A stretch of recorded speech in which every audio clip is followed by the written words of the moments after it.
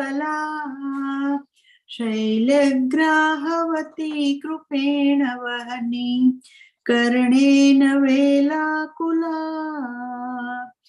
अश्वत्थाम विकर्ण घोरमकरा दुर्योधनावर्तिनी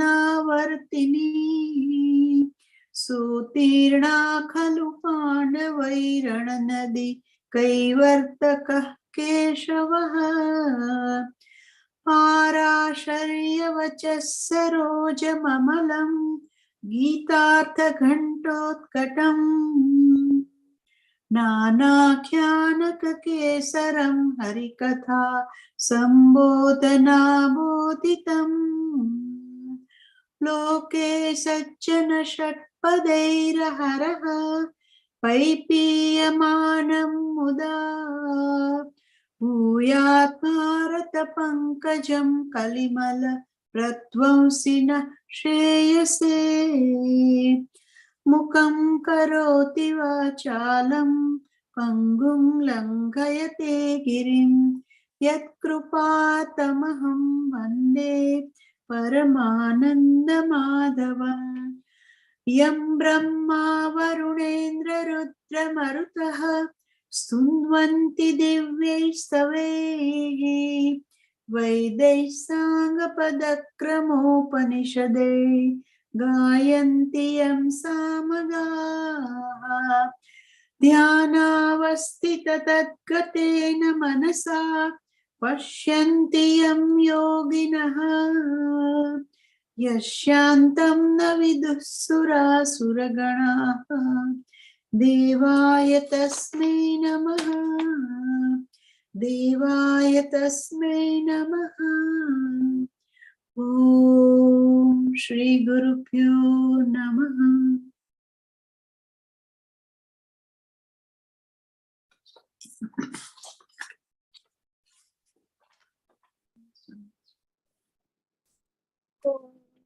नारायणः परो व्यक्तात् अण्डमव्ययसम्भवम् अण्डस्यान्तस्त्विमे लोकाः सप्तद्वीपा च मेदिनी ॐ सहनाववतु सहनौ भुनक्तु सह वीर्यङ्करवावहै तेजस्विनावधीतमस्तु मा विद्विषावहै ॐ शान्तिः शान्तिः शान्तिः।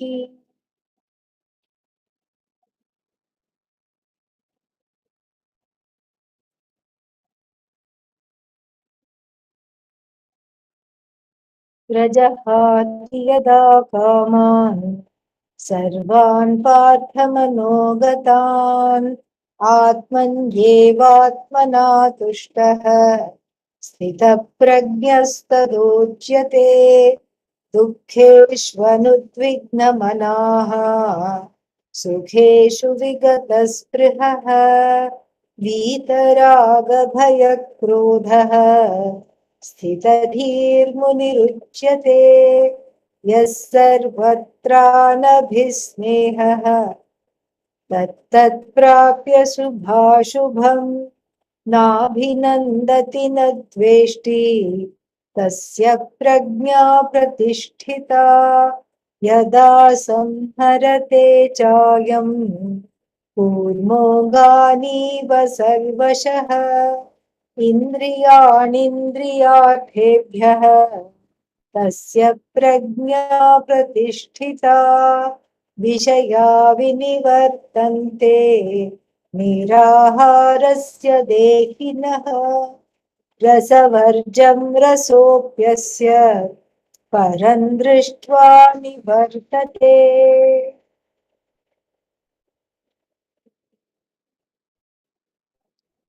Verse number 56.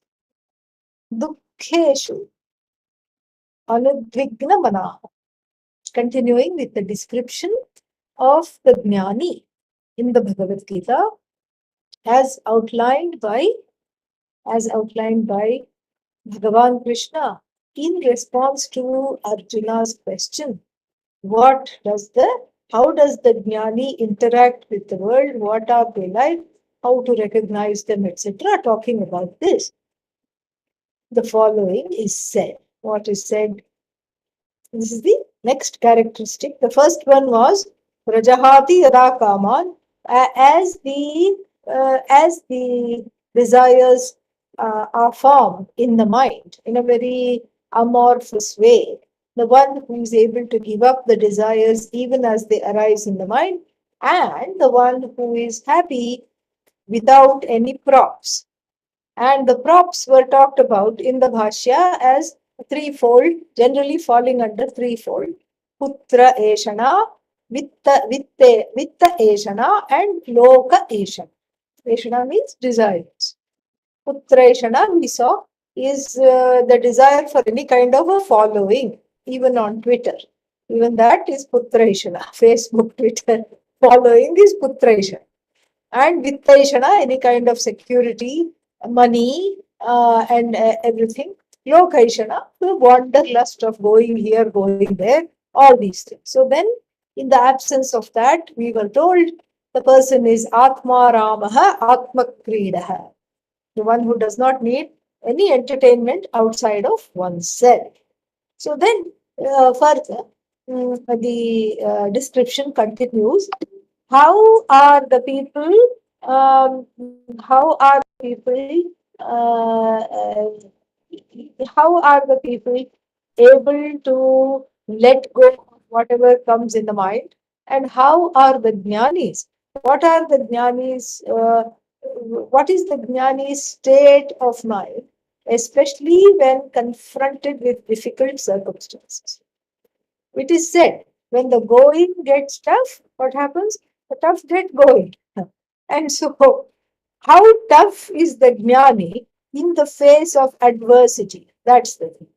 First of all, we need to discuss whether the jnani has adversity or not. Even that will be a point of contention among several religious traditions or sects within the Hindu Dharma itself. Some people say, oh, I'm a jnani. I don't feel any sorrow. There is no sorrow. And I don't cry, I don't laugh. And that's why some people just look like this all the time. Stoic. You won the lottery. Mhm. Your wife just died. Mhm. That's the thing. And they think there is a wrong feeling. It's a very wrong feeling that this is how it should be. That that there is some kind of a stoic attitude that is becoming of me if I am supposed to be a jnana. And this is something a lot of people believe in, unfortunately. And or they have some other beliefs. Like there was one, he's no longer in the body, so I can talk about him. There was one Swami, head of a big religious matha, and Pujya Swamiji had invited him for a conference.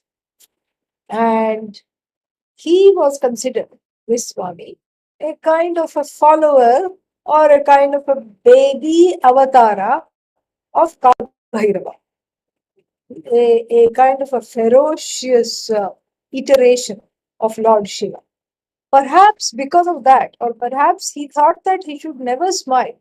He did not smile even once, not even once. And so I was taking photographs of this conference, and every other Swami was happy to smile, but this person was just so serious.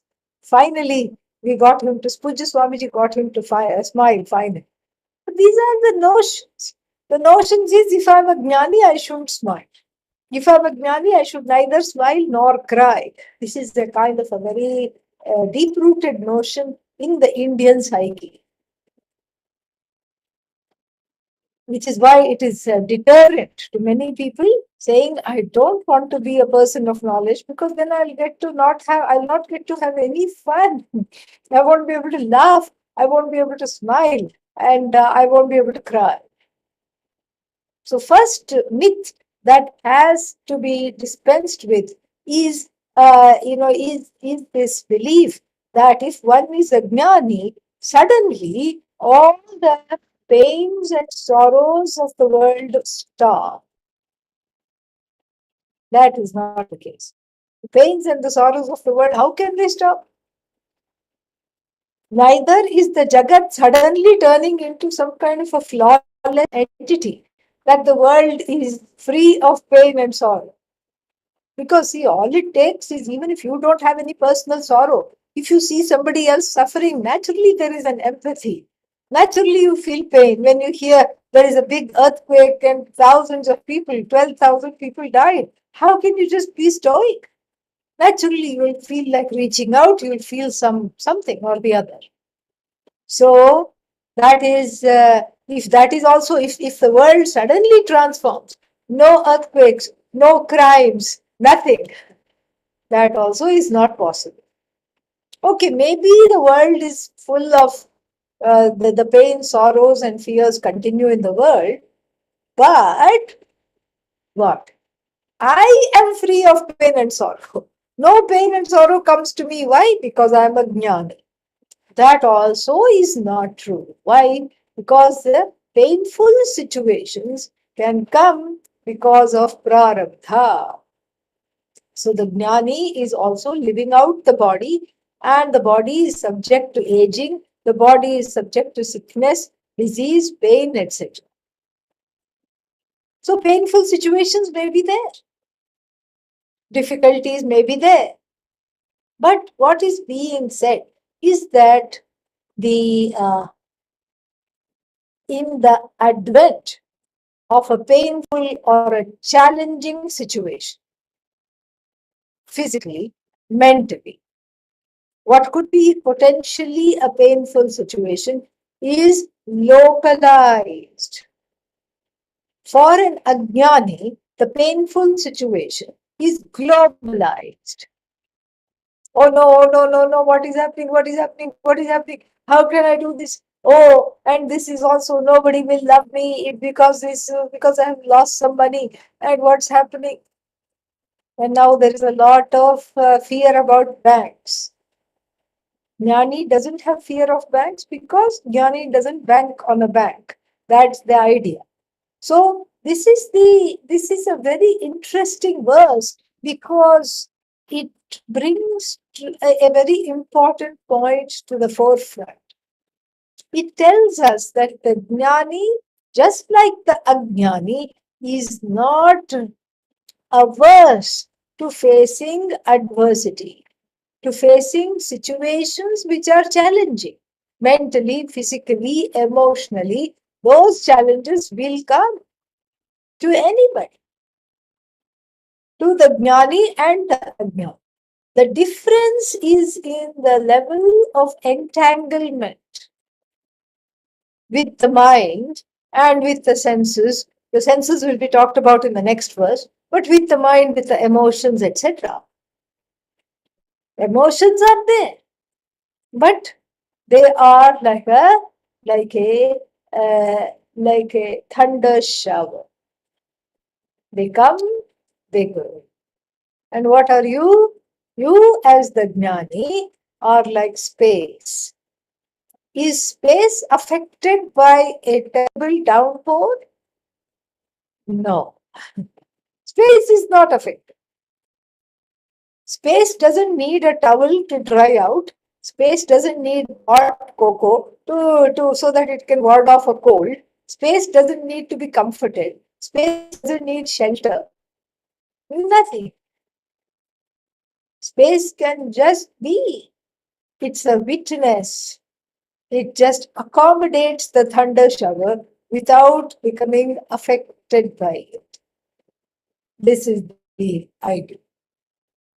And so dukkheshu, and then there are, the word dukkheshu is in plural, meaning more than two, because please note in Sanskrit we also have the dual. So more than two dukkha's. Even one dukkha I thought the jnani doesn't have. Two, more than two dukkha's. So at least three dukkha's, more than two dukkha's. What is this more than two dukkha's? Here, Dukkheshu is going back to the what are they called? The three sources of adversity. Dukkha. Adhidayvika, Adhibhautika, Adhyatmika. That is why it's in the plural. Dukkheshu, more than two.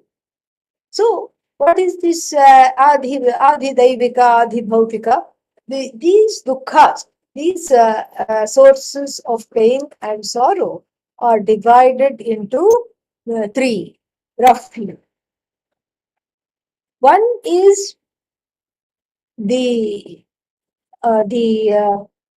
source over which one has no control. We call it Daivam Bhagavan, coming from Bhagavan. Daiva. Therefore, Adhi Daivika, pertaining to or arising from Bhagavan, meaning so either some kind of a inevitable situation over which one has no control, or some kind of a karmic situation also.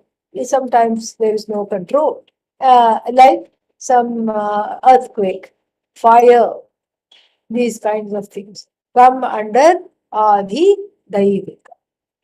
Then we have situations arising from my surroundings. Now, you see, many people know this threefold thing. But then, the more you know, the more you want to know. Because then, what is the difference between Adhi Daivika and the next one, Adhi Bhautika? Things coming from adversity arising from my surroundings. Is it also not Adhi Daivika? Yes, everything you can say is Adhi Daivika. Everything you can say is Adhyatmika. Why? Because because there is the vision of oneness in the Shastra. But in terms of the everyday reality, the cutoff point is between things you cannot control in the world, generally speaking. Adi Daivika refers to things that happen in the world. So there is a kind of a samashti or a collective nature to those kinds of events, which affect numerous people all at once, including myself, perhaps. Uh, these include floods, tornadoes, all these things. That is Adhidai. Now we are coming to one's own surroundings. It's more a vyashti issue. So here we are not talking about the global situation or some kind of an uncontrollable situation such as the roof of the building falling and then I being trapped. That is also adhidaivika. Surroundings means my immediate surroundings. Bhautik. Bhutebhyah jatam bhautikam, pertaining to or belonging to the things connected to the five elements in my immediate surroundings. So in my immediate surroundings, what all are there? We have to see. This includes other people, primarily. Adhibhautika means other people, other situations, and things in my surroundings. So that is Adhibhautika. This also can be a source of sorrow. A source of Ashanti is a source of sorrow. Ashanti means a kind of a sense of ill-being, disturbance. Adhibhautika, a noisy neighbor. Adhibhautika. This is not Adi Daivika. I mean, ultimately, everything is Adi Daivika, you can argue. But in terms of this distinction, the noisy neighbor is not affecting everybody else. It's only affecting you, and it's in your surrounding. And so, Adi Daivika, noisy neighbor, and lawnmower starting outside, especially when you're sitting to meditate. Adi Daivika.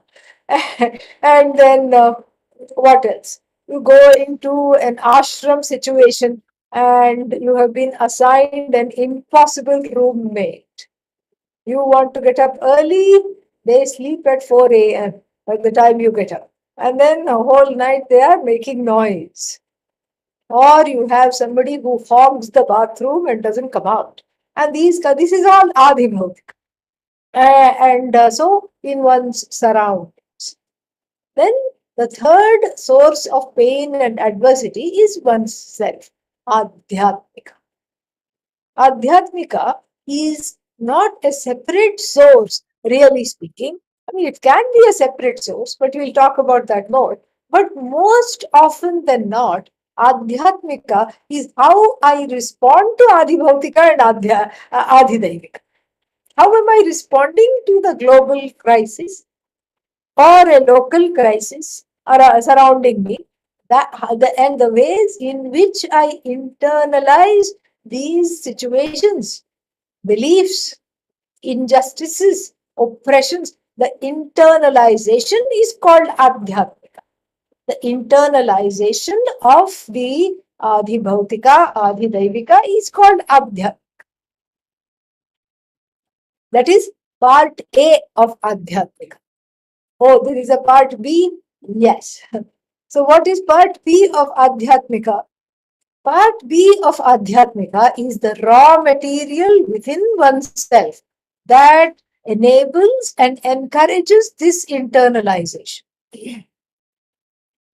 Certain hooks from the past, certain beliefs, deep rooted beliefs in the unconscious mind. I am not lovable. I don't like my body. I don't like how my mind is. I don't like my body. So, what are you going to do? If you don't like this, then you grieve because you don't like it. And that, that grief is part B, because that I don't like my body, or I don't like my mind, nobody loves me, etc. These beliefs hook into the adhibhautika situation, making something objective into something that is subjective. The neighbor is noisy because that's how they have lived. They're not out to get you. No, but I told them to be quiet. Well, they forgot. They forgot. Go and tell them again, or learn to live with it. But instead, what does one do? One thinks, generally speaking, one thinks, oh, they are out to get me. They are bad people. They don't listen. They have no courtesy. They have no compassion. They have absolutely no consideration. They are the most inconsiderate people. This is my judgment. This is Adhyatmika. And you can see, if you parse it, part A and part B will both be there. Part A of this particular example is that I am bothered by the neighbor. I am really bothered by the neighbor. I don't like their habits. I don't like how much noise they are making, and it is curtailing my peace. See, it is Adi Bhautika, but then it is becoming Adhyatmika. You see how it is seeping in. Then part B, I already have a long-standing feeling. The person already has a long-standing feeling. What is the feeling? Nobody is considerate towards me. And that is the internalization.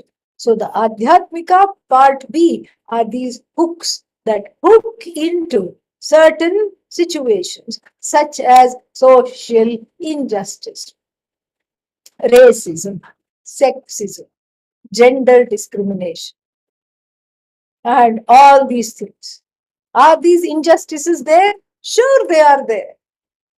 But why are you affected? That is the question.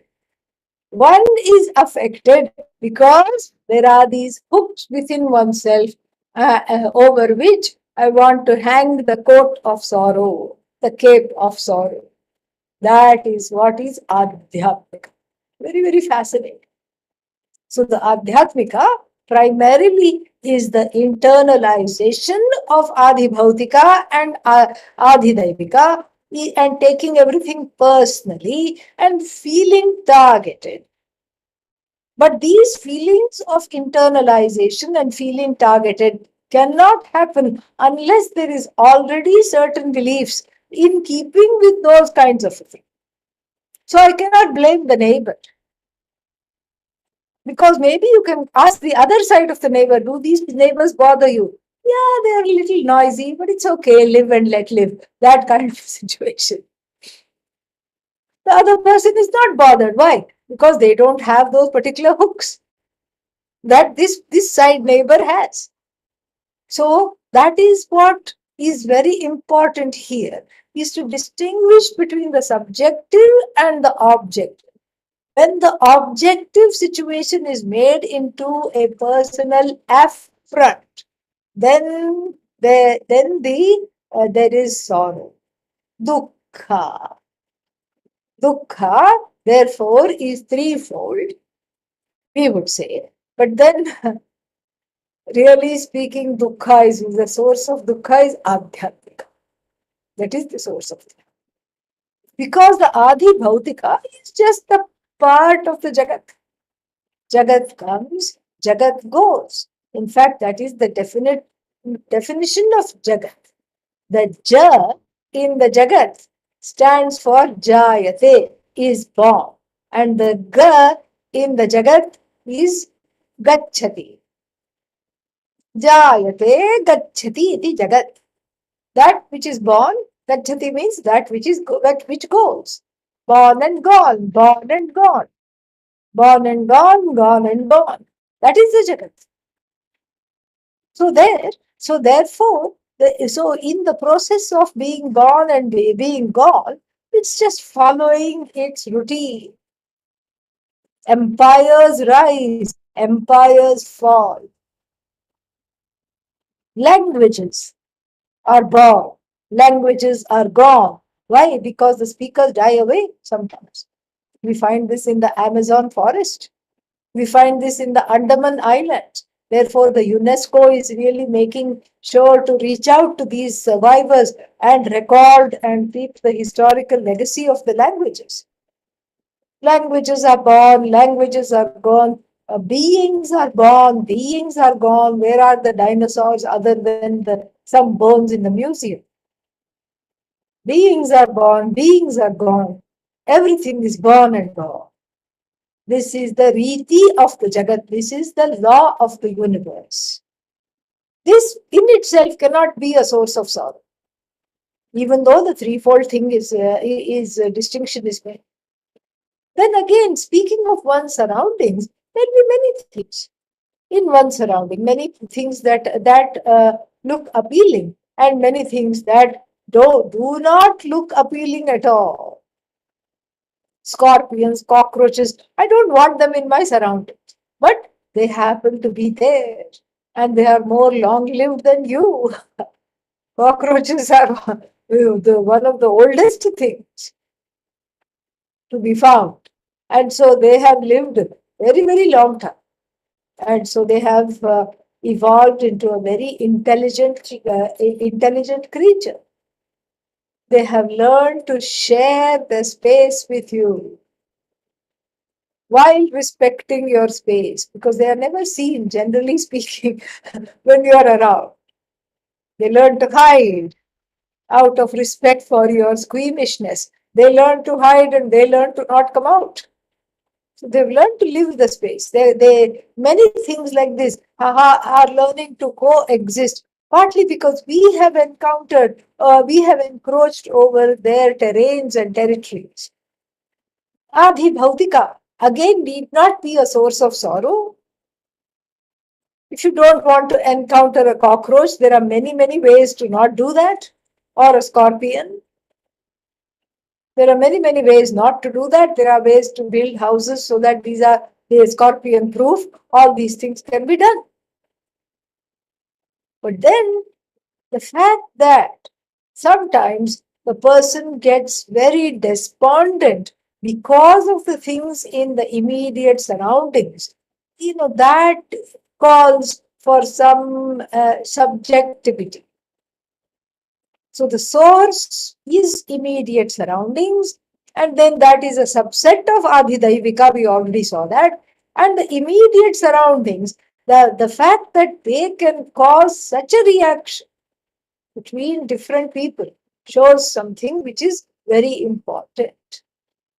The raga and the dvesha, the strong preferences, prejudices, likes and dislikes that have been nurtured for so many lifetimes, are responsible for making Adi Bhautika into Adhyatmika, Adi Daivika into Adhyatmika. What is the filter? You can say the unconscious mind, but how did the unconscious mind hook into this? What are the tools deployed by the unconscious mind? Raga and Dvesha. Raga and Dvesha filter through the Adi Bhautika and Adi Daivika, and then they say, okay, therefore, Tasmat, this Tasmat logic, therefore logic is really wrong sometimes. Tasmat what? Tasmat aham dukhi. Aham dukhi. I am a sorrowful person. How did the I attach itself to the sorrow? How did the whole person become sorrowful? Oh, I have a migraine headache. Okay, so the head is aching, not even the whole head. One side of the head is aching. All right. You take a pain pill, put some Vicks or something, some kind of a local analgesic. Oh, but why is it that I have a headache? Why is it it's only my grey? Nobody else has a grey. Only my grey. Why is it like this? This is Adhyatma. Then you pray to Bhagavan. No, what can you pray? Give a few other people some headaches. That is the only thing you can do. So when the headache becomes a figurative headache, that is Adhyatmika. This is what it is. So in the Jnani, let us now see how the Jnani is free of all these three sources of dukkha. How is that possible? So in the Jnani, first of all, let's start from Adhyatmika, because the Raga Dveshas have been very well managed. Like a pet dog, they are in a little, they are contained in the house or in a container or whatever it is. They are not roaming all over and making a nuisance of themselves. They are not roaming all over, making a huge nuisance of themselves. They are very well contained, extremely well contained. And so they are well contained means well managed. They are not suppressed. They have been worked through. They lack the force, vega. They lack the pressure to be fulfilled. Because the person who wants to be a Jnani has worked through the Raga Dveshas and has gained some freedom from always wanting to fulfill desires, always wanting to avoid situations or run towards other situations. So, then the mind is free. The hooks are inactive. Hooks are there because hooks are Ishvara Srishti. Hooks are there. But the hooks are not looking into what can I grab? What can I grab? What can I catch hold of? Hooks are free. They are just lying there. That is the second thing. So when such a mind confronts an Adi Daivika sorrow, let's say thousands of people perishing in a tsunami or an earthquake, naturally the mind will have empathy and the mind will be sad. Little bit sorrow may be there. Oh, that's terrible. That should not have happened. But along with that sorrow, the acceptance comes. In the light of seeing everything as Ishvara, acceptance comes. Yes, this is how it is.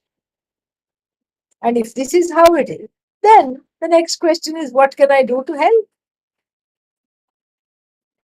And the Jnani will think like this, okay, maybe I can be of service. Maybe I can collect some money and send it there.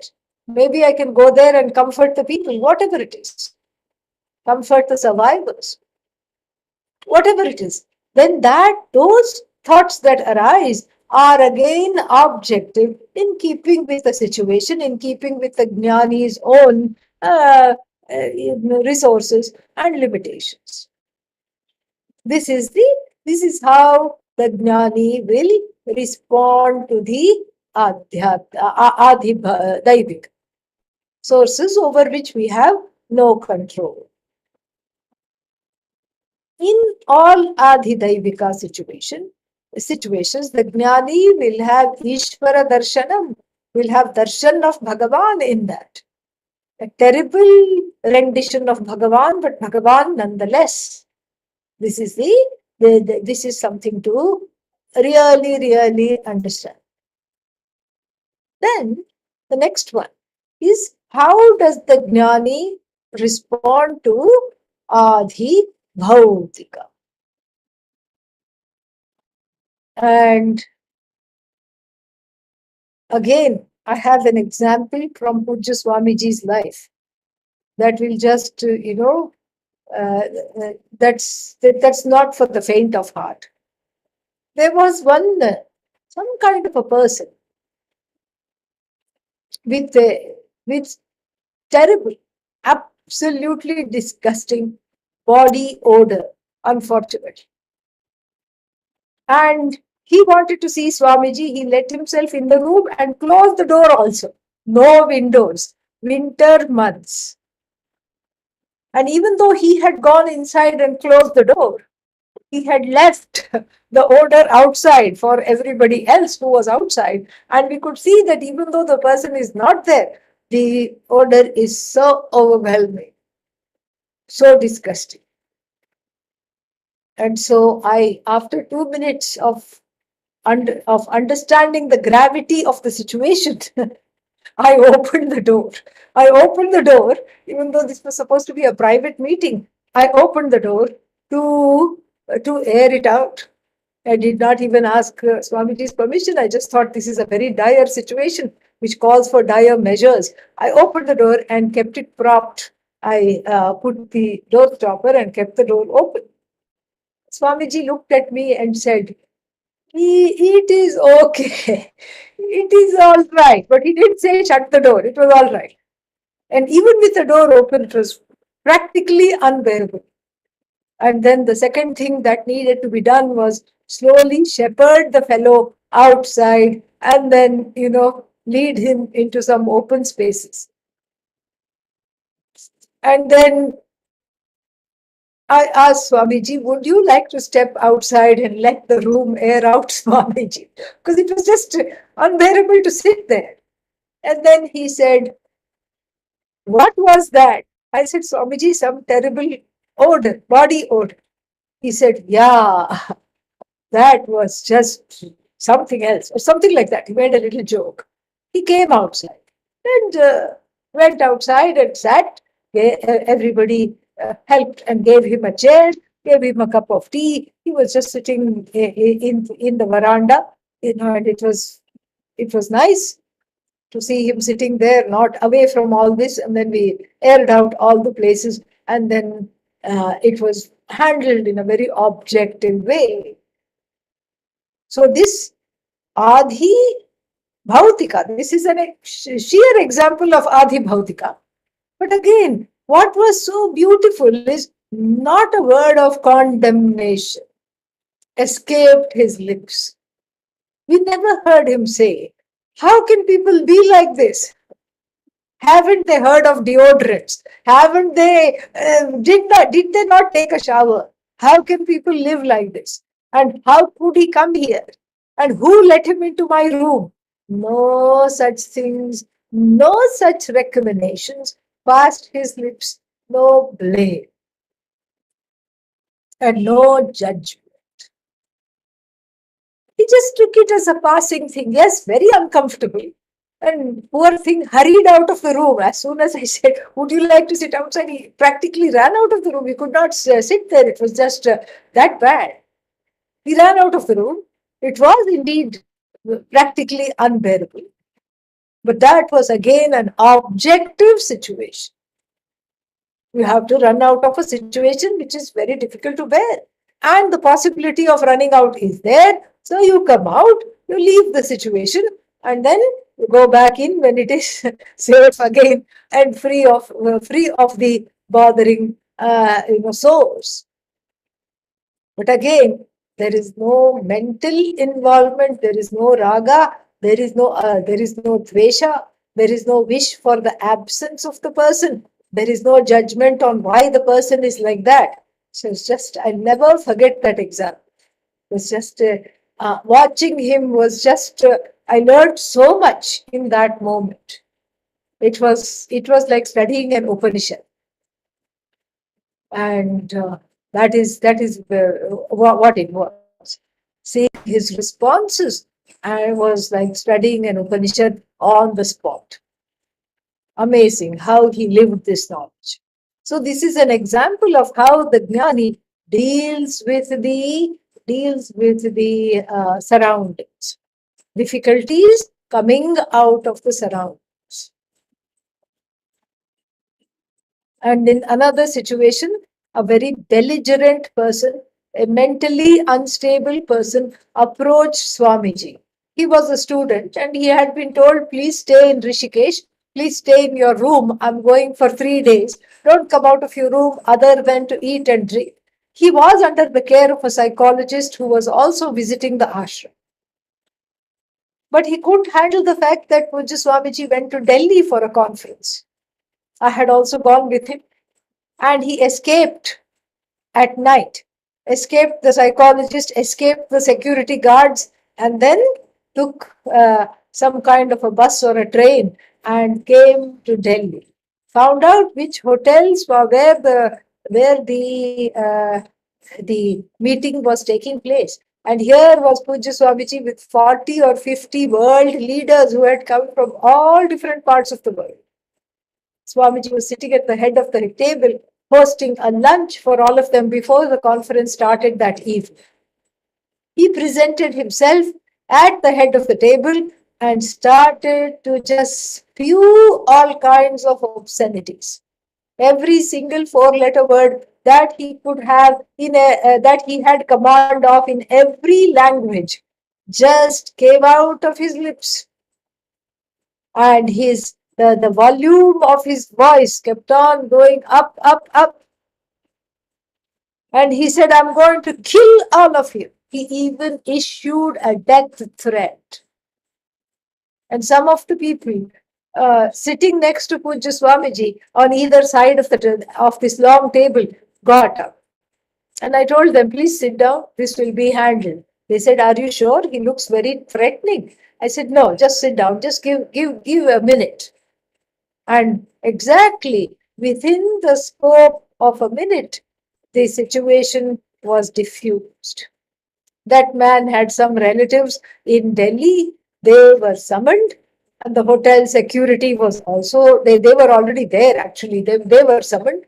They were there for some other reason. I think they were helping themselves to some lunch in the buffet. And so they were summoned. They were right there. And then the relatives were summoned. And then he was told to leave the situation peacefully and await instructions from Pujya Swamiji. That's all. The Swamiji did not even make eye contact.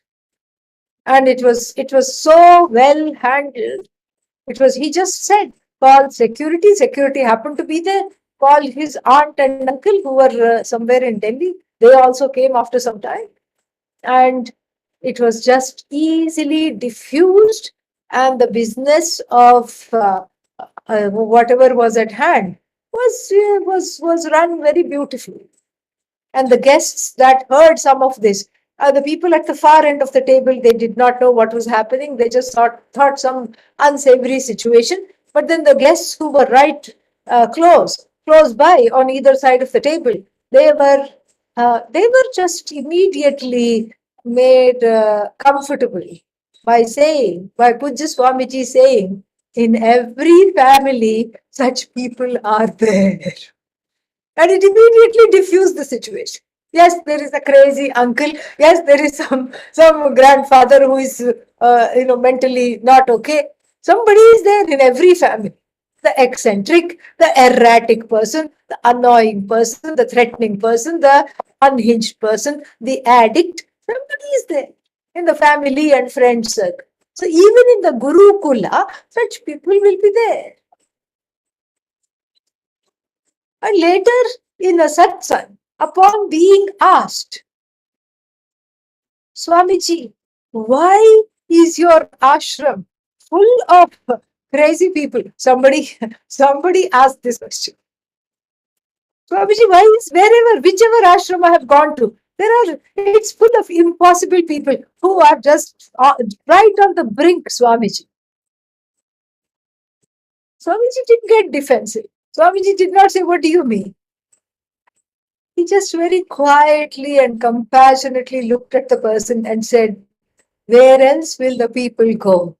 Where else will they be accepted? Where else will they get to lead their life in dignity and still feel like they are contributing? This is the Jnani's response to Adhibhautika. Adhibhautika situation need not become part A of Adhyatmika pay. It is localized. It is looked upon from a sense of accommodation. From a sense, accommodate doesn't mean that you allow the person to wreak havoc and disturb the situation. Accommodation means acknowledging that such people will be there. In every situation, such individuals will be there because they constitute the diversity of the universe. So it will be there. And such people will come into your life also because of your own karma. Such people will be there. And the point is to look at it objectively and not internalize it. Very, very important lessons from these two examples of Pujya Swamiji's life. Very, very beautiful.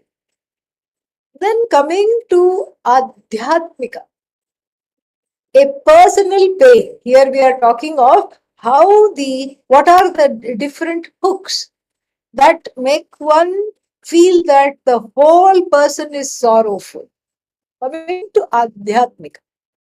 This is the part B of Adhyatmika.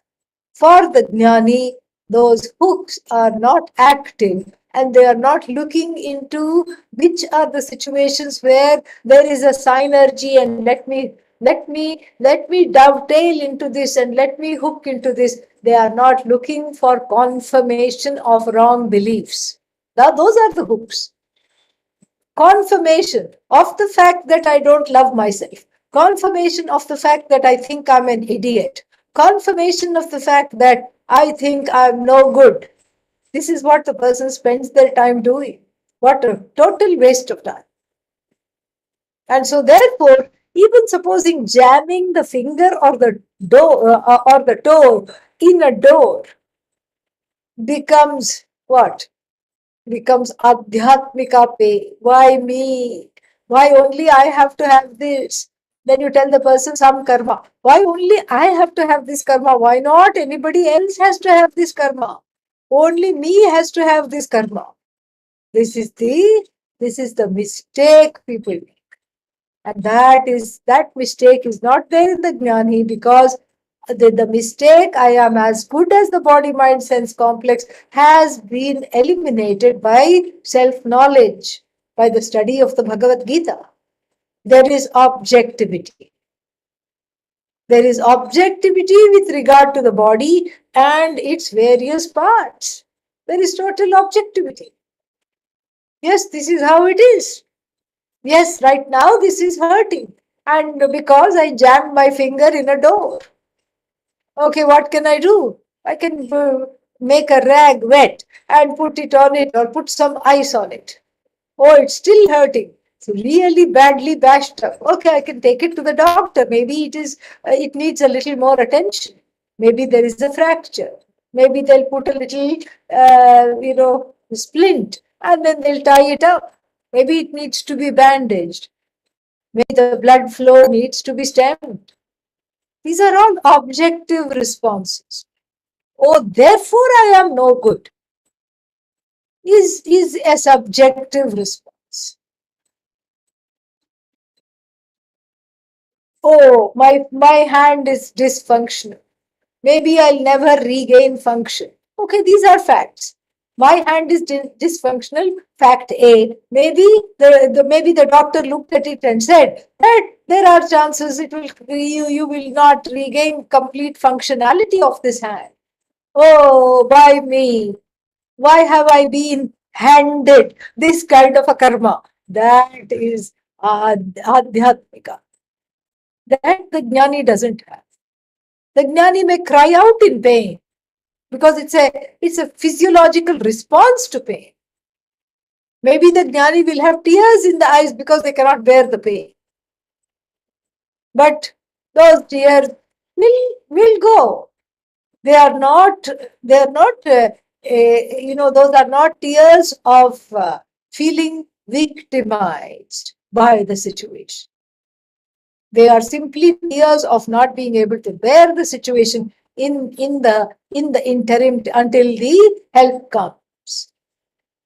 And this is exactly how dukkheshu in all these three situations anudvigna manaha. Anudvigna manaha is not describing the mind, it's describing the person endowed with a calm and a non-reactive, non-retaliatory mind. Vega, that is the noun here, Vega. Dhatu is Vega. Vega means the force, pressure. Udvega. Whenever the word ut comes, the prefix ut comes means it is rising above. The prefix ut has the force of something rising above. So ut plus vega, udvega. A pain that is a force that is no longer contained in the mind, that is spewing forth, udvega. Udvigna, past passive participle, that the one that is already prakshubhita, already stirred up. For the one that has udvega is called udvigna. So the one who is endowed with the mind that has udvega is called udvigna manaha. And here that whole thing is negated. And plus udvigna manaha. Anudvigna manaha. The one for whom there is no disturbance in the mind at all. Because the force of the ragadveshas are gone. Ragadveshas are not exacting force. The unconscious mind has been tended to and it is sleeping. It is not creating a disturbance. Dukkheshu anudvigna manaha. Then what happens? In sukha, what happens? Sukheshu vigata sprihaha. Vigata spriha yasya vigata sprihaha. Spriha means the desire. Vigata, gone. From whom the desire is gone. Desire for what? Not for happiness.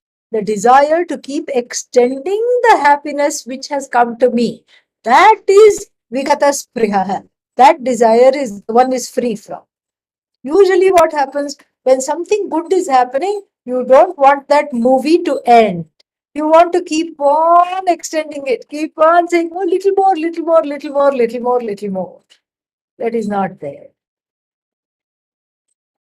And Adi Shankara is going to say in the Bhashya, what is he going to say? What is that? The person is not feeding the fires of either distress or sorrow. When you feed the fire, what happens? It becomes a huge flame, huge conflagration. So here you look at the fire, you enjoy the fire, you allow it to die down in its time. So the mind itself here, for the jnani, that's why the adhyatmika sorrow is not there, because the mind is seen as Ishvara. Yes, certain things, unpleasant things come to the mind. Certain pleasant things also come to the mind. The unpleasant things, if I'm able to let go, I let go of, or I leave the situation. If I'm not able to let go, I work on it and dissipate the situation within. And the pleasant things, when they come, I don't hang on to them. I don't hang on to them, and they don't define who I am. Neither the unpleasant situation nor the pleasant situation defines who I am.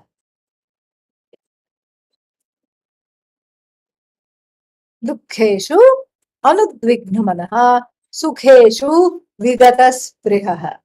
Notice that it doesn't say sukheshu anudvignamanaha. Why? Because when you encounter sukha, the mind is not disturbed. So you don't have to say undisturbed mind in the presence of sukha. That makes no sense. In the presence of happiness, the mind is elated. But then the force of that elation wants you to extend the source of the elation. And therefore, one falls in love with a source that is finite, thinking that the elation or the sukha is a property belonging to that particular thing, person, event, situation.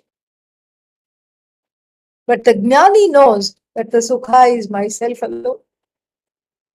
So then any increase, so to speak, of the sukha, what looks like an increase because I encountered a pleasant situation, is just a manifestation, a dynamic manifestation of the sukha that I am. So I enjoy it freely. Freely means I don't see it as being dependent on my mental, equilibrium. This sukha I am not depending on for my well-being, physical, emotional, etc. So sukheshu vigatasprihaha, the desire to catch hold of it, make it one's own, extend it, is not there. Then the next line has another compound, vitaraga bhayakrodha, again describing the person, not the qualities. The person with the qualities. Vita means vigata, from whom these three things have departed. Raga, we already talked a lot about that. Raga includes dvesha. Bhaya, bhaya means the fear. Bhaya, any source of fear. Then what else is there? Krodha, anger. So from whose mind these things have departed, or the one who has transcended getting identified by their anger, by their sorrow, by their the force of their strong desires, and by fear. These people are not defined by that. Why? Because here we can use the word because they have transcended that. Transcended that. And they have transcended that, and then they transcended means they have gone beyond. How do you go beyond anger? Because anger is a response to not having your way. That is anger. Anger is a response to your likes and dislikes not being fulfilled. So here the likes and dislikes are very comely and they are not identified with. They are seen as just a vibhuti of the mind. I have Ishwarized the raga and dvesha, and so they are not there. They are not, protesting. Therefore, the krodha is managed. If the krodha comes, it is immediately diffused, recognized and diffused. And then bhaya. Bhaya comes from not getting something or having something other than oneself to be afraid of. Here, there is nobody other than oneself. This the jnani knows. So one is free of bhaya. and one is free of raga dveshas because they are not giving the raga dveshas the time of the day. Ragas dveshas, they're just there because they are part of the personality, but they are not exacting any kind of a they're not exacting any kind of a toll on the mind. They are just there. So Vita Rag, we still have to see a little more in detail, but I just thought I will explain the verse itself. Vita Raga Bhaya Krodha Sthitadhihi Munihi iti Uchyate. Sthitadhihi means the one who is um, whose mind, whose buddhi is unassailable and it is firmly established in the glory of oneself. And then Munihi means Mananashilaha, the contempt. How did that person get this way? Through contemplation. Mananashilatvat Munihi. So this Muni is there. And then Munihi iti uchyate. Such a person is called as a Muni. More we'll see next week. Om Purnamadah Purnamidam Purnat Purnamudachyate Purnasya Purnamadaya Purnamevavashishyate. Om Shanti Shanti Shanti. Harihi Om. Shri Gurubhyo Namaha. Harihi Om. Thank you.